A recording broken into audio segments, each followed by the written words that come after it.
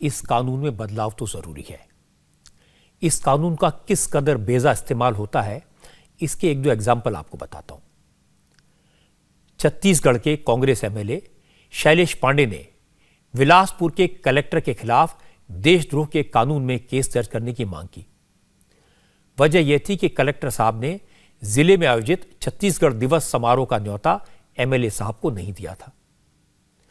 दूसरा interesting case Delhi का है।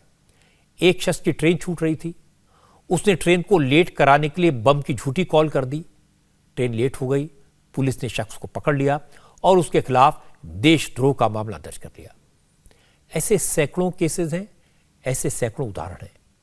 इसलिए इस कानून को बदलने की जरूरत तो है, लेकिन आज सुप्रीम कोर्ट ने ऑर्डर दिया, उसके बारे में कुछ बातें समझने की भी जरूरत है। पहला सवाल तो यह कि क्या सुप्रीम कोर्ट ने राजद्रोह के कानून पर रोक लगा दी है? क्या अब सेक्शन 124A के तहत कोई केस फाइल नहीं हो पाएगा?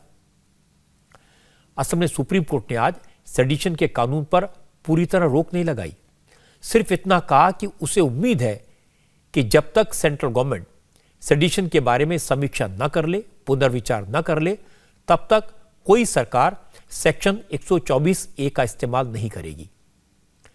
केंद्र सरकार की तरफ से सॉलिसिटर जनरल ने सुझाव दिया था कि अगर कोई फ्रेश एफआईआर फाइल करता है जहां दूसरे सीरियस ऑफेंसेस के साथ सेडिशन का केस भी बनता है, तो उसे अलाउ किया जाए। यह सुझाव कोर्ट ने मान लिया है। इसका मतलब यह भी है कि भीमा कोरेगांव का अर्बन नक्सल का केस हो या शर्जिल इमाम का केस हो, इन पर आज के सुप्रीम कोर्ट के जजमेंट का खास असर नहीं पड़ेगा, क्योंकि यहां दूसरे केसेस के साथ सेडिशन का केस है। पुनर्विचार होने तक इस कानून का बेजा इस्तेमाल ना हो, इसके लिए होम मिनिस्ट्री राज्य सरकार को डायरेक्टिव देगी। इस सुझाव को भी सुप्रीम कोर्ट ने आज स्वीकार कर लिया। और दूसरी बात है कि आज सुप्रीम कोर्ट ने कॉलोनियल कानून के खिलाफ सरकार के एफिडेविट को कई जगह कोट किया। इसमें प्रधानमंत्री मोदी की राय साफ दिखाई दी। मोदी ने कहा था कि सेडिशन का कानून कॉलोनियल बैगेज है, अंग्रेजों के जमाने का दिया हुआ बोझ है, जिसे खत्म किया जाना चाहिए। आज सरकार के तरफ से अटॉर्नी जनरल ने नवनीत राणा के केस का एग्जाम्पल दिया था, जहां हनुमान चालीसा पढ़ने के लिए राजद्रोह का चार्ज लगाया गया था। ऐसे कई एग्जाम्पल्स जो सरकार ने दिए, उन्हें कोर्ट ने कोट किया।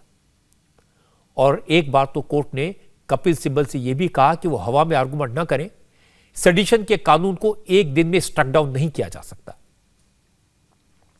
इतिहास गवाह है कि जवाहरलाल नेहरू ने 1951 में राजद्रोह के इस कानून के खिलाफ एक लेक्चर दिया था, लेकिन बाद में इंदिरा गांधी ने इस कानून को और सख्त बना दिया। लेकिन मोदी ने इस कानून पर पुनर्विचार और समीक्षा करने की बात कोर्ट के सामने रखी। मोदी सरकार ने कोर्ट से कहा कि सरकार इस कानून को रिकंसिडर और री एग्जामिन करना चाहती है। इससे आप मोदी का मास्टर स्ट्रोक कह सकते हैं। मोदी सरकार ने इस कानून के मिसयूज पर जो सवाल उठाए हैं, उन्हें सुप्रीम कोर्ट ने एक्सेप्ट किया। अब मोदी सरकार की जिम्मेदारी है कि राजद्रोह के इस कानून की जब समीक्षा हो, जब इस पर फिर से विचार हो, तो यह सुनिश्चित हो कि अंग्रेजों का बनाया यह काला कानून खत्म हो जाएगा। बदला हुआ कानून ऐसा हो कि कोई भी सरकार अपने विरोधियों के खिलाफ राजद्रोह के कानून का बेजा इस्तेमाल न कर सके।